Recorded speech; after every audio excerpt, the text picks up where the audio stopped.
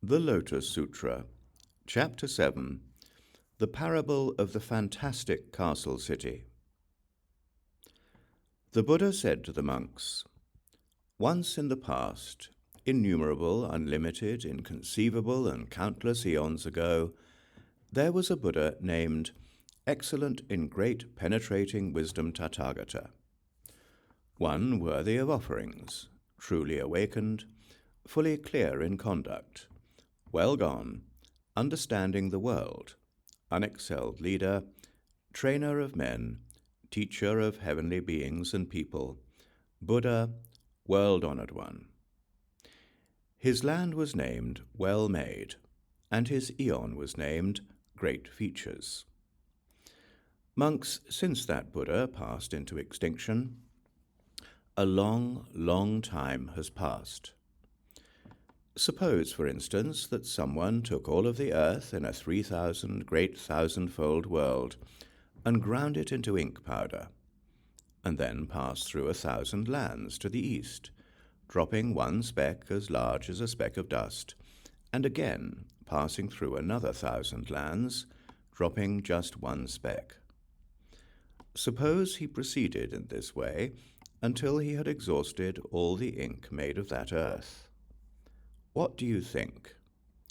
All these lands, is it possible even for mathematicians or their disciples to count all of them and know the number of all the lands visited? No, it is not, world-honored one. Monks, suppose the earth of all those lands through which that man had passed, dropping a speck, as well as those lands where he had not dropped any, were ground into dust. Let one speck of dust be 1 eon.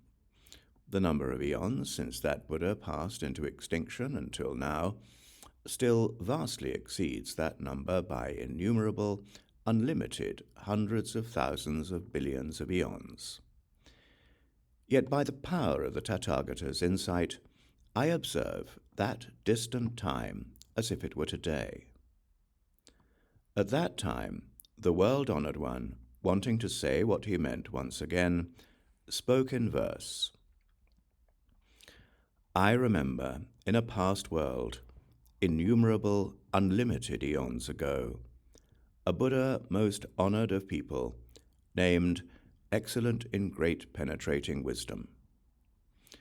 Suppose someone used his strength to grind up the earth of a 3,000 great thousandfold, completely crushing all of its parts into ink powder.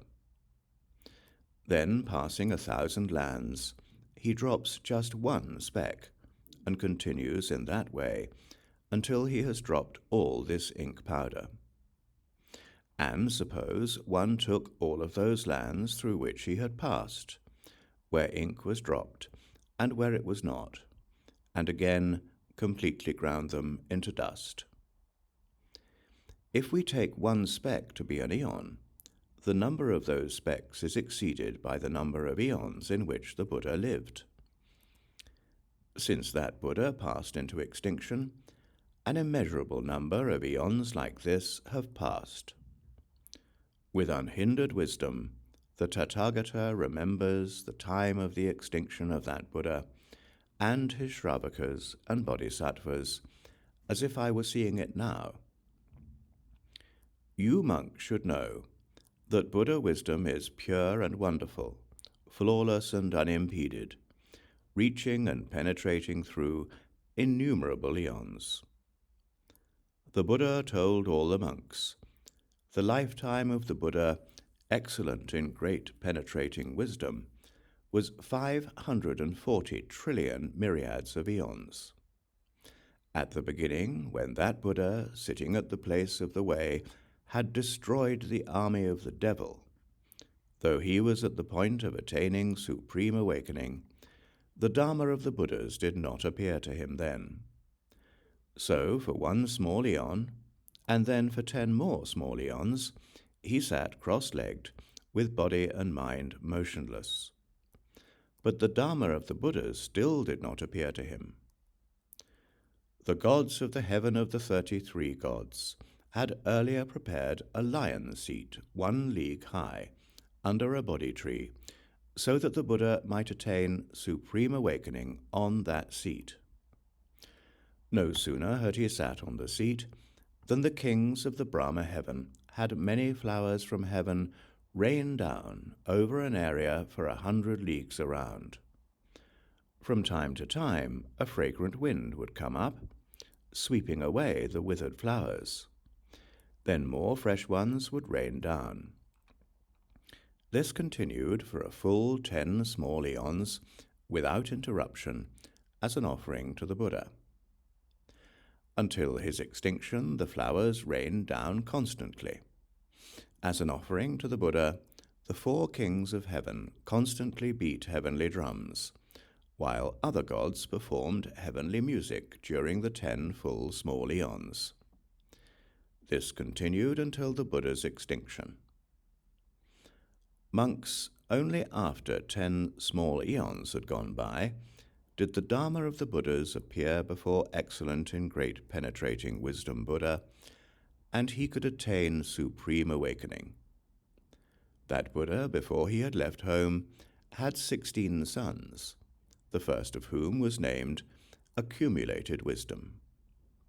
Each of his sons had various kinds of rare and attractive toys, but when they heard that their father had attained supreme awakening, they all threw away the things they had valued so much, and went to pay their regards to the Buddha, their weeping mothers following after them.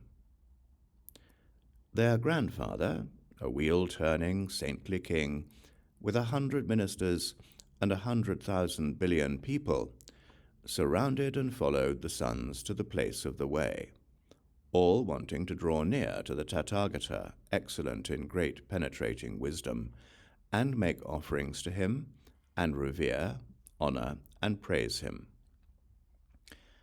After arriving with heads down, they prostrated themselves at his feet, and after circling around him with palms together in complete devotion, they gazed up at the world-honored one and praised him in verse, saying, "In order to liberate living beings, the world-honored one of great dignity and virtue has devoted innumerable hundreds of millions of years to becoming a Buddha. Your vows have been fulfilled. It is extremely fortunate, for world-honored ones are very rare. At one sitting, 10 small eons have passed. Your body and arms and legs are still, peaceful and motionless. Your mind, always calm and peaceful, is never distracted. You have reached ultimate and lasting tranquility and dwell at peace in the flawless Dharma. Now, seeing the world-honored one calm after attaining the Buddha way, we too are enriched and joyfully congratulate him. Living beings always suffer and agonize. Being blind, without a leader and teacher, unaware of the way to end suffering, they don't know enough to seek their liberation. Through the long night, increasingly they follow evil ways, reducing the number of heavenly beings. They go from darkness to darkness, never hearing a Buddha's name. But now the Buddha has attained the supreme, the calm of the flawless Dharma. Human and heavenly beings, as well as ourselves, are supremely enriched. Thus we all bow and offer our lives to one of unexcelled honor." Then all these 16 princes, having praised the Buddha in verse, pleaded with the world-honored one to turn the Dharma wheel, saying together, "World-honored one, preach the Dharma, sympathizing with human and heavenly beings, and bringing them great comfort and abundant benefits." Repeating this in verse, they said, "Hero of the world, without equal, self-adorned with 100 blessings, you who have attained unexcelled wisdom, we beg you to teach for the sake of the world. Save us and all kinds of living beings. Make distinctions to enlighten us, so that we may obtain this wisdom. if we can become Buddhas, all other living beings can as well. World-honored one, you know the deepest thoughts of living beings, the paths they walk, their capacity for wisdom, their pleasures and past good works, their actions in previous lives. World-honored one, you know all this. Now you should turn the unexcelled wheel. The Buddha then told the monks, when excellent in great penetrating wisdom Buddha attained supreme awakening, 5 million Buddha lands in each of the 10 directions trembled and shook in 6 ways. Even the dark and secluded places in those lands, where the light of the sun and moon never shines, were all lit up. And all the living beings could see each other and exclaim together, "Where have all these living beings suddenly come from?" In addition, the palaces of the heavenly beings in all those lands, even the Brahma palaces, trembled and shook in the 6 ways, and great light shone everywhere, filling all the worlds and surpassing the light of the heavens. Then all the palaces of the Brahma heavens in 5 million billion lands to the east were brilliantly illuminated with twice their normal brightness. And each of those kings of the Brahma heavens thought, "Why does this sign appear, so that our palaces are now illuminated as never before?" Then all the Brahma kings visited each other to discuss this matter. Among those assembled there was a great Brahma king named Savior of All, who spoke in verse on behalf of all the Brahma kings. Our palaces are illuminated as never before. Why is this? Let's look into it. Is it because a great and virtuous God has been born?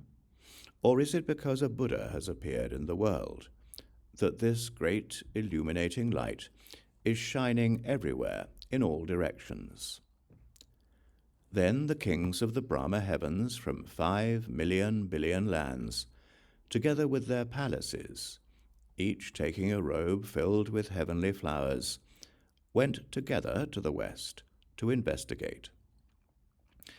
There they saw the Tathagata, excellent in great penetrating wisdom, at the place of the way, seated on a lion seat, under a Bodhi tree, surrounded and revered by heavenly beings, dragon kings, centaurs, chimeras, pythons, and other human and non-human beings.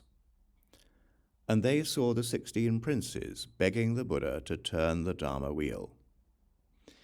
Immediately, all the kings of the Brahma heavens prostrated themselves before the Buddha, circled around him 100,000 times, and then scattered the flowers from the heaven over the Buddha. The flowers they scattered piled up like Mount Sumeru. Flowers were also offered to the Buddha's Bodhi tree. That Bodhi tree was 400 leagues tall. When they had offered the flowers, each of them presented a palace to the Buddha, saying, "Out of compassion for us and for our benefit, we beg you to accept and use the palaces we are offering." Then all the kings of the Brahma heavens, before the Buddha, with one mind and voice, praised him in verse, saying, "World-honored ones are very rare and difficult to meet. Having innumerable blessings, you can save everyone. As a great teacher of human and heavenly beings, you have compassion for the world. All the living in the 10 directions, everywhere, are benefited abundantly by you. We have come from 5 million billion Buddha lands, leaving the joys of deep meditation, in order to make offerings to the Buddha. Due to good fortune in previous lives, our palaces are magnificently adorned. Now we offer them to the world-honored one, and beg you to be kind enough to accept them." When the kings of the Brahma heavens had praised the Buddha in verse, each said, we beg you, world-honored one, to turn the Dharma wheel, save all the living, and open the way to Nirvana. Then the kings of the Brahma heavens, with one mind and voice, spoke in verse, saying, Hero of the world, most honored of people, we beg you to proclaim the Dharma. By the power of your great compassion, save living beings from their suffering and agony. Then the excellent in great penetrating wisdom Tathagata silently consented. Monks, then the great Brahma kings in 5 million billion lands in the southeast, each seeing his own palace radiant with light as never before, were amazed and ecstatic with joy from experiencing such an unprecedented thing. They all visited each other to discuss this matter together. At that time, among those assembled, there was a great king of a Brahma heaven named Great Compassion, who spoke in verse on behalf of all the Brahma kings. What is the reason for all of this? Why should such signs appear? Our palaces are illuminated as never before. Is it because a great and virtuous God has been born? Or is it that a Buddha has appeared in the world? We have never seen such a sign before. We should give our full attention to looking into it. Even if we have to go through 10 million Buddha lands, billion lands, we will search together for the cause of the light. It must be that a Buddha has appeared in the world to save living beings from their suffering. Then the 5 million billion kings of the Brahma heavens, together with their palaces, each taking a robe filled with heavenly flowers, went together to the northwest to investigate. There they saw the Tathagata, excellent in great penetrating wisdom, at the place of the way, seated on a lion seat, under a Bodhi tree, surrounded and revered by heavenly beings, dragon kings, centaurs, chimeras, pythons, and other human and non-human beings. And they saw the 16 princes begging the Buddha to turn the Dharma wheel. Then all the kings of the Brahma heavens prostrated themselves before the Buddha, circled around him hundreds of thousands of times, and then scattered the flowers from heaven over the Buddha. The flowers they scattered piled up like Mount Sumeru. Flowers were also offered to the Buddha's Bodhi tree. When they had offered the flowers, each of them presented a palace to the Buddha, saying, Out of compassion for us and for our benefit, we beg you to accept and use the palaces we are offering. Then all the kings of the Brahma heavens before the Buddha, with one mind and voice, praised him in verse, saying, Holy Lord, God among gods, with a voice like a Kalavinka bird, with compassion for all living beings, we now respectfully greet you. Rarely does a world-honored one appear, only once in many ages. 180 eons have passed without a Buddha. The 3 evil paths have become full, while heavenly beings have decreased. Now the Buddha has appeared in the world to be the eyes for living beings. One to whom the world turns, Saviour of all, Father of all, bringing comfort and abundant benefits to all.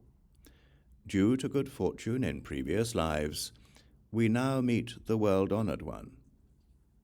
After the kings of the Brahma heavens had praised the Buddha in verse, each of them said, Please, world-honored one, have compassion for all, turn the Dharma wheel, and save the living. Then the kings of the Brahma heavens, with one mind and voice, spoke in verse, saying, Great saint, turn the Dharma wheel, reveal the nature of things, save the living from suffering and agony, that they may obtain great joy. When When living beings hear this Dharma, they obtain the way or are reborn as heavenly beings. The number of those in the evil paths is reduced, while those who are patient and good increase. Then the Tathagata, excellent in great penetrating wisdom, silently consented. Monks, then the great Brahma kings in 5 million billion lands in the south, each seeing his own palace radiant with light as never before, were amazed and ecstatic with joy from experiencing such an unprecedented thing. They all visited each other to discuss this matter together, asking, "What is the reason for this radiant light in our palaces?" Among those assembled there at that time was a great king of a Brahma heaven named Wonderful Dharma, who spoke in verse on behalf of all of the Brahma kings.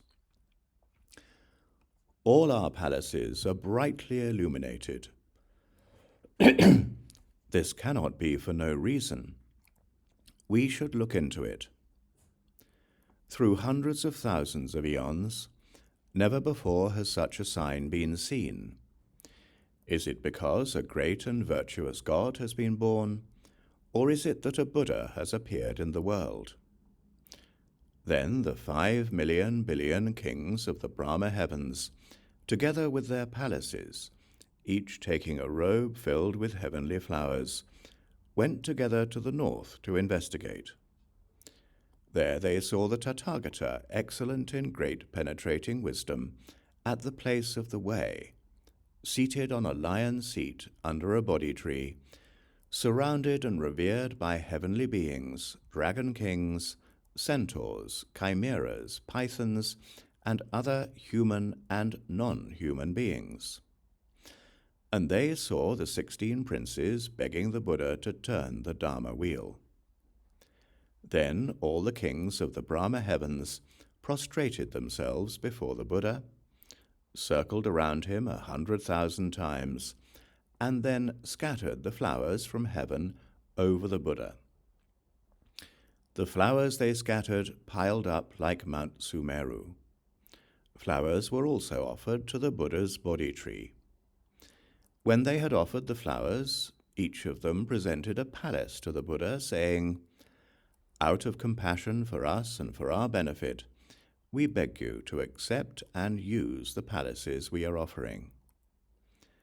Then all the kings of the Brahma heavens, before the Buddha, with one mind and voice, praised him in verse, saying, "World-honored one, most difficult to meet, destroyer of all afflictions, after 130 eons, at last we can see you. Hungry and thirsty beings are filled by the rain of the Dharma. One who has never been seen in the past, one of immeasurable wisdom, rare as the Udumbara flower, we have met today. All our palaces are made beautiful by your light. World-honored one, out of your great compassion, we beg you to accept them." When the kings of the Brahma heavens had praised the Buddha in verse, each said, "We beg the world-honored one to turn the Dharma wheel and lead all the gods, devils, Brahmas, mendicants and Brahmins of all the worlds to attain peace and comfort and be saved." Then all the kings of the Brahma heavens with one mind and voice praised him in verse, saying, "Most honored of human and heavenly beings, we beg you, turn the unexcelled Dharma wheel, beat the drum of the great Dharma, blow the conch of the great Dharma, rain down everywhere the rain of the great Dharma, saving innumerable beings. We all direct our plea to you. Let your profound voice be heard." Then the Tathagata, excellent in great penetrating wisdom, silently consented. Similarly, in the other directions from the southwest to the lower region, similar things happened. Then in the upper region, the great kings of the Brahma heavens of 5,000,000 billion lands, each seeing his own palace radiant with light as never before, were amazed and ecstatic with joy. They all visited each other to discuss this matter together, asking, "What is the reason for this radiant light in our palaces?" In that assembly, there was a great king of a Brahma heaven named Shikin, who spoke for all the Brahma kings in verse. "What is the reason that all our palaces shine with such radiance, made beautiful as never before? Such a wonderful sign we have never before seen or heard. Is it because a great and virtuous God has been born? Or is it that a Buddha has appeared in the world?" Then the 5,000,000 billion kings of the Brahma heavens, together with their palaces, each taking a robe filled with heavenly flowers, went together toward the lower region to investigate. There they saw the Tathagata, excellent in great penetrating wisdom, at the place of the way, seated on a lion seat under a Bodhi tree, surrounded and revered by heavenly beings, dragon kings, centaurs, chimeras, pythons, and other human and non-human beings. And they saw the 16 princes begging the Buddha to turn the Dharma wheel. Then all the kings of the Brahma heavens prostrated themselves before the Buddha, circled around him 100,000 times, and then scattered the flowers from heaven over the Buddha. The flowers they scattered piled up like Mount Sumeru. Flowers were also offered to the Buddha's Bodhi tree. When they had offered the flowers, each of them presented a palace to the Buddha, saying, "Out of compassion for us and for our benefit, we beg you to accept and use the palaces we are offering." Then all the kings of the Brahma heavens, before the Buddha, with one mind and voice, praised him in verse, saying, "How good it is to see the Buddhas, holy, honored ones who save the world, who can release the living from the purgatories of the threefold world. Universally wise, honored by human and heavenly beings, out of compassion for the many varieties of buds, they can open wide the gates of nectar for the salvation of all. Innumerable eons have passed without Buddhas, when world-honored ones were not yet. Darkness was everywhere, all the time. Those in the 3 evil paths increased, and the asuras also flourished, while the number of heavenly beings decreased, and the dying often fell into evil paths. Not hearing the Dharma from a Buddha, most usually followed ways that were not good. Their physical strength and wisdom just dwindled away. Because of the evil actions done in the past, they lost joy and joyful thoughts, and lived with wrong views. Not knowing rules for good conduct, not receiving the transforming teachings of Buddhas, they constantly fell into evil ways. You, the Buddha, the eyes of the world, have appeared after many ages. Out of compassion for the living, you have appeared in the world.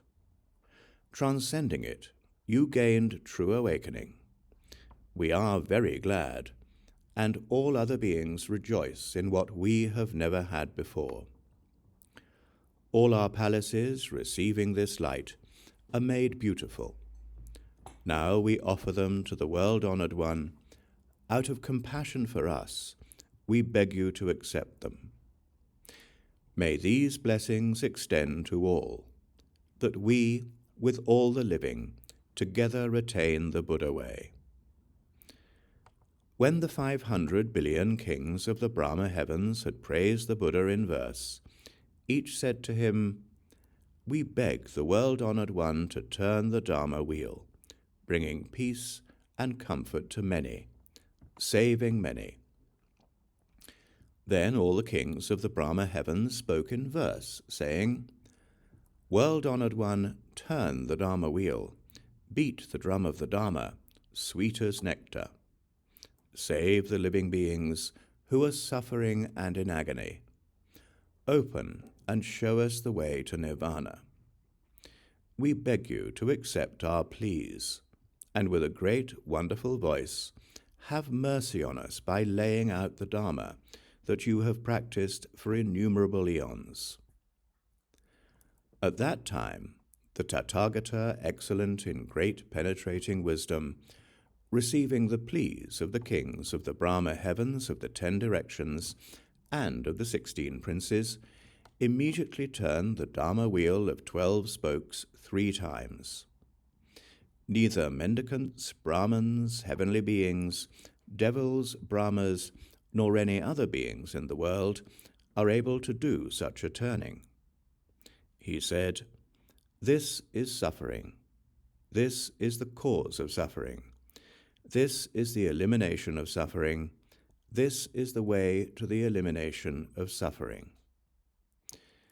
Then he taught the 12 causes and conditions, namely, ignorance causes actions, actions cause consciousness, consciousness causes name and form cause the 6 kinds of sense, the 6 kinds of sense cause contact, contact causes sensations, sensations cause desires, desires cause attachments, attachments cause existence, existence causes birth, birth causes old age and death, anxiety and sorrow, suffering and anguish. If ignorance is extinguished, then action is extinguished.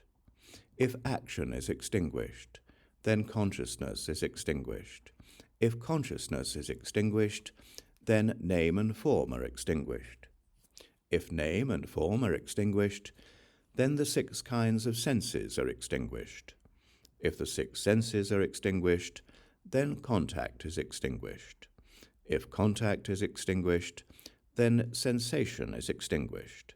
If sensation is extinguished, then desire is extinguished. If desire is extinguished, then attachments are extinguished. If attachments are extinguished, then existence is extinguished. If existence is extinguished, then birth is extinguished. If birth is extinguished, then old age and death, anxiety and sorrow, suffering and anguish are extinguished. When the Buddha taught this Dharma in the midst of the great assembly of human and heavenly beings, 6 million billion myriads of people, because they refused to become attached to anything and freed themselves from fault, obtained profound and wonderful meditation, the 3 kinds of knowledge, the 6 divine powers, and the 8 kinds of liberation. Likewise, when the Buddha preached the Dharma for a 2nd, a 3rd, and a 4th time, tens of millions of billions of myriads of living beings, as numerous as the sands of the Ganges, because they also refused to become attached to anything, were able to free themselves from faults. From this time on, the number of Shravakas was innumerable and unlimited, beyond calculation. Meanwhile, the 16 princes left their home while still young and became novices. Their senses were sharp and their wisdom bright. They had already made offerings to hundreds of thousands of billions of Buddhas, had observed noble practices in purity, and sought supreme awakening. Together they said to the Buddha, "World-honored one, all of these innumerable tens of millions of billions of great virtuous Shravakas are already accomplished. World-honored one, now you should preach the Dharma of supreme awakening for our sake." Once we have heard it, we will study and practice it together. World-honored one, we are determined to gain the insight of a Tathagata. What is deep in our hearts, the Buddha must already know. Then the 8 trillion people in the assembly, led by the wheel-turning saintly king, seeing that the 16 princes had left their home to become novices, wanted to do the same. Hearing this, the king permitted them to do so. Then that Buddha, responding to the pleas of the novices after 20,000 eons had passed, in the presence of the 4 groups, preached this great vehicle sutra named the Lotus Flower of the Wonderful Dharma, the Dharma by which bodhisattvas are taught and which Buddhas watch over and keep in mind. When he had preached this sutra, the 16 novices, for the sake of supreme awakening, all received and embraced it, learned and recited it, and deeply understood it. While this sutra was preached, the 16 bodhisattva novices all accepted it in faith. Among the many Shravakas, there were also those who believed in and understood it. But all the other thousands of billions of kinds of living beings had doubts. The Buddha preached this sutra for 8,000 eons without resting. When he had finished preaching it, he entered a quiet room and meditated for 84,000 eons. Then the 16 bodhisattva novices, knowing that the Buddha had entered the room and was meditating quietly, each got on a Dharma seat, and for 84,000 eons taught and explained the wonderful Dharma Flower Sutra everywhere to the 4 groups. In this way, each of them saved 6 million billion myriads of living beings, as many as the sands of the Ganges, demonstrating and teaching it to them, enriching them, and giving them joy, and leading them to aspire to supreme awakening. After 84,000 eons had passed, excellent in great penetrating wisdom Buddha arose from his meditation, went up to the Dharma seat, and quietly sat down. Addressing the whole great assembly, he said, "Such bodhisattva novices as these 16 are very rare. Their faculties are keen, and their wisdom bright. They have made offerings to innumerable tens of millions of billions of Buddhas. Under those Buddhas they have always observed noble practices, received and embraced Buddha wisdom, and opened it up for living beings, leading them to enter into it. All of you should go and make offerings to them again and again. Why? Because if any Shravakas, Pratyeka Buddhas, or Bodhisattvas are able to believe in the Dharma of the Sutra preached by these 16 Bodhisattvas, and accept and embrace it without maligning it, all of them will attain supreme awakening, the wisdom of a Tathagata."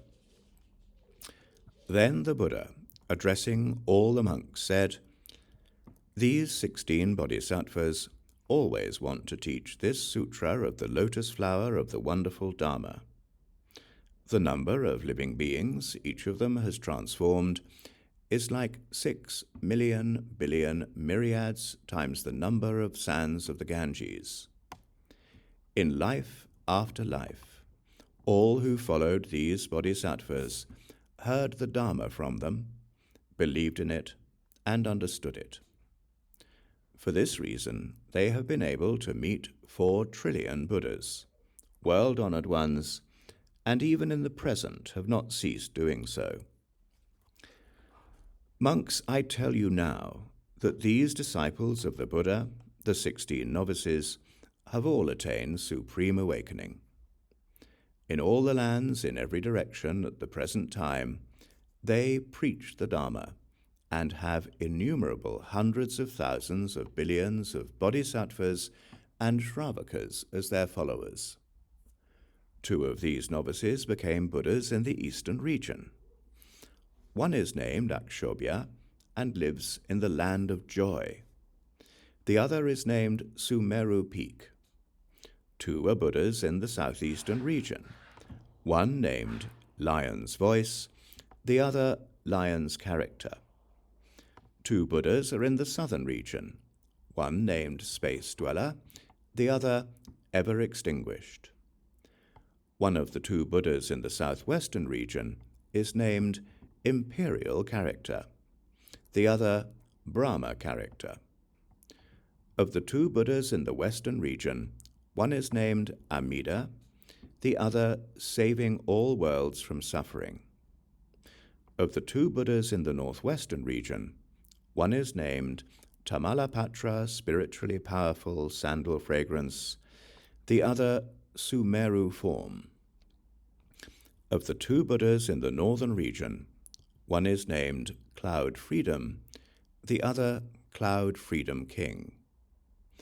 The Buddha in the northeastern region is named Destroyer of All the World's Fear, and the 16th is I, Shakyamuni Buddha, having attained supreme awakening in this world.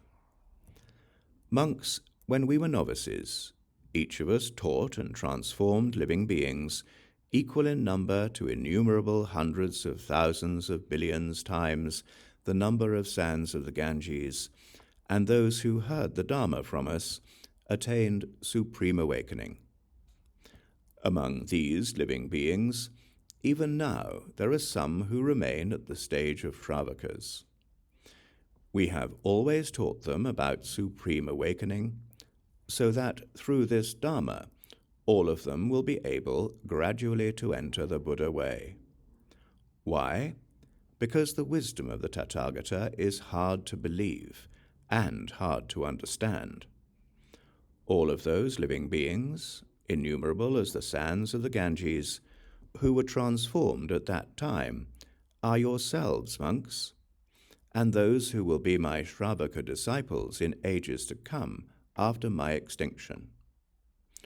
Following my extinction, there will also be disciples of mine who, neither hearing this sutra, nor knowing or understanding the ways that bodhisattvas pursue, will, by their own merits, conceive an idea of extinction and enter what they think is nirvana. At that time, I will be a Buddha in another land under a different name. These disciples, though they conceive the idea of extinction and enter what they think is nirvana, will seek the wisdom of the Buddha in that other land and succeed in hearing this sutra. For only by the Buddha vehicle will they attain real extinction. There is no other vehicle except the teachings used as skillful means by the Tathagatas. Monks, if a Tathagata knows that his time of nirvana has arrived, and that the assembly is pure, firm in faith and understanding, deeply understands the emptiness of things, and enters deeply into meditation, then he will gather together all the bodhisattvas and Shravakas and preach this sutra to them. In the whole world, there is no second vehicle for attaining extinction. There is only the one Buddha vehicle for attaining extinction. You should know, monks, that with skillful means the Tathagata reaches deeply into the nature of living beings. He knows that they delight in lesser teachings and are deeply attached to the 5 desires. For their sake, he preaches nirvana, so that if they hear it, they will receive it in faith. Suppose there was a bad road, 500 leagues long, which was steep, wild, difficult, deserted, and far from where anyone lived, a truly frightening place. And a large group of people wanted to go along that road to a place where there were rare treasures. There was a leader and teacher, a guide, who was knowing and wise, knew the difficult road well, where it was open and where closed, and was experienced in leading groups that wanted to pass over it. The group he was leading became tired along the way and said to the guide, "We are utterly exhausted and afraid as well. We can't go any further.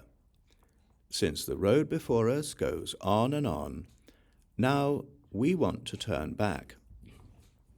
The guide, a person of many skillful means, thought, "What a shame that these people want to give up on the great and rare treasures and turn back."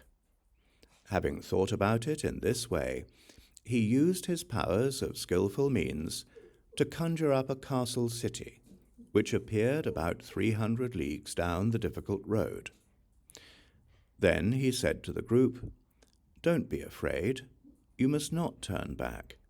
Look, see that great city ahead. There you can stop and rest and do whatever you want. Enter this city, and you will soon be completely at ease. Later, when you are able to go toward the Palace of Treasures, you should leave this castle city." Then the hearts of the exhausted group were filled with great joy, and they exclaimed about such an unprecedented thing, "Now we can surely escape from this dreadful road and find some peace and comfort." So the group went into the fantastic castle city. Thinking they had been rescued from their difficulties, they were soon calm and comfortable. Then the guide, seeing that the group was rested and no longer weary, made the fantastic city disappear. He said to the group, "We have to go now. The place of the treasures is close. I created this large fantastic city a little while ago just for you to rest in." Monks, so it is with the Tathagata. At present he is functioning as your great guide. He knows that the bad road of birth and death and afflictions is steep, difficult, long, and never-ending, but that it must be taken and travelled over. If living beings only hear of the one Buddha vehicle, they will not want to see the Buddha or to approach him, but think that the Buddha way is long and never-ending, and success something that can be attained only after long suffering from arduous work. The Buddha, knowing that this frame of mind is timid and weak, uses the power of skillful means, preaching the two kinds of nirvana, in order to provide a resting place along the way. If living beings remain at these two stages, then the Tathagata will say to them, "You have not yet understood what you have to do. The place where you remain is only close to Buddha wisdom. Take note and think some more. The nirvana that you have attained is not the real one. The Tathagata, through skillful means, has only taken the one Buddha vehicle, made distinctions within it, and spoken of the three." The Buddha is just like that guide who, in order to provide a place for the travellers to rest, conjured up a great castle city, and after they had rested, told them, "The place of treasures is close. This city is not real, but only something I conjured up." At that time, the world-honored one, wanting to say what he meant once again, spoke in verse. "Excellent in great penetrating wisdom Buddha sat at the place of the way for 10 eons, yet the Buddha Dharma did not come to him, and he could not attain the Buddha way. Gods of heaven and dragon kings, asuras and other beings, constantly rained down heavenly flowers as offerings to that Buddha. Gods beat their heavenly drums and made all kinds of music. Fragrant breezes swept away withered flowers, while fresh and beautiful ones rained down. When 10 small eons had passed, he could finally attain the Buddha way. Both gods and people of the world were ecstatic with joy. The 16 sons of the Buddha, all with their followers, tens of millions of billions surrounding them, all went to where the Buddha was. Bowing low at the Buddha's feet, they begged him to turn the Dharma wheel, saying, "Holy Lion, let the rain of Dharma fall, satisfying us and all others. A world-honored one is hard to meet, appearing only once in a very long time, and then to prepare the living for awakening, he shakes everything up. In 5 million billion lands of the worlds to the east, palaces of Brahmas were illuminated as never before. Seeing this sign, the Brahmas searched until they reached the Buddha. They honored him by scattering flowers and offering him their palaces. Begging him to turn the Dharma wheel, they praised him in verse. The Buddha, knowing the time was not yet ripe, received their pleas, but sat in silence. In the 3 other directions, and the 4 in between, and in the up and down directions, the same thing occurred. Scattering flowers and offering their palaces, the Brahma kings begged the Buddha to turn the Dharma wheel. "It is hard to meet a world-honored one. Out of your great compassion we beg you, open wide the gates of nectar and turn the unexcelled Dharma wheel." The world-honored one of infinite wisdom, receiving the pleas of that crowd, proclaimed for them various teachings, the 4 truths, and the 12 causes. Everything from ignorance to old age and death exists because of birth. All such faults and pains as this, all of you should know about. When this Dharma was proclaimed, 6 million billion myriads of beings could bring every possible kind of suffering to an end and become arhats. The second time he preached the Dharma, a multitude of tens of millions, as many as the sands of the Ganges, rejecting attachment to things, also became arhats. After them, the number who attained the way could not be calculated. One could count them for 1 trillion eons and never reach the end. Then the 16 princes who had left home and become novices together begged the Buddha to proclaim the Dharma of the great vehicle. May we and our followers attain the Buddha way. We want to be like the world-honored one in having the purest eyes of wisdom. The Buddha, knowing the minds of his children and the things they had done in previous lives, with countless causal explanations and various parables, taught them 6 transcendental practices and many other divine things. Distinguishing the real Dharma, the way of action of bodhisattvas, he taught this Dharma Flower Sutra in verses as numerous as the sands of the Ganges. When the Buddha had finished teaching the sutra, he went to a quiet room and entered meditation, single-mindedly sitting in a single place for 84,000 eons. All the novices, seeing that he would not yet emerge from meditation, taught the Buddha's unexcelled wisdom for the assembly of innumerable hundreds of millions of beings. Each sitting on a Dharma seat, they taught this great vehicle sutra, and even after the Buddha's peaceful nirvana, they taught and helped others turn to the Dharma. The number of living beings saved by each of those novices was 6 million billion, as many as the sands of the Ganges. After that Buddha had passed into extinction, those who heard the Dharma, in whatever Buddha land, were reborn along with their teachers.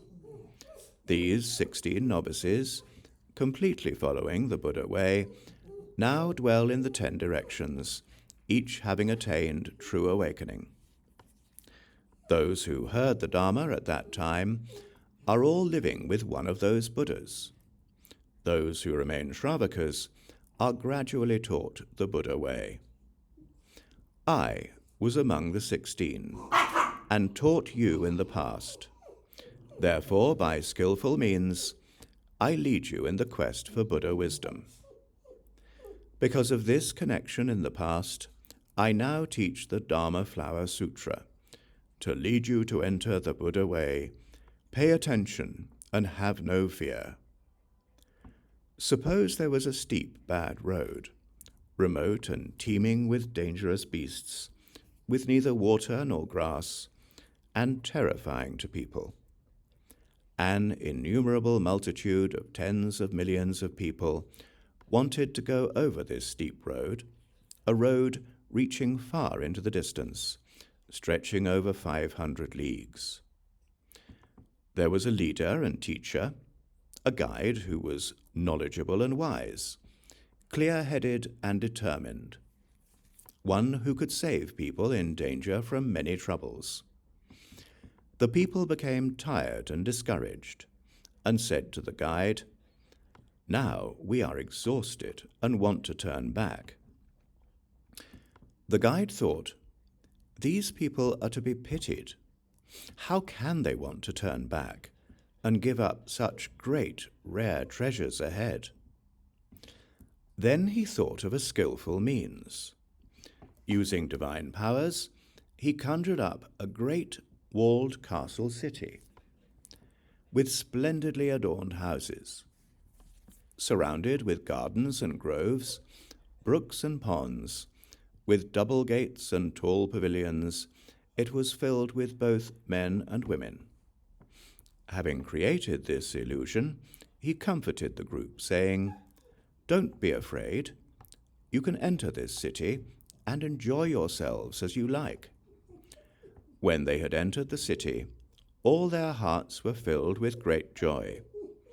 They felt calm and comfortable, thinking they had been saved. When the guide knew they were rested, he assembled them and said, "Now we should go forward. This city is only a fantasy.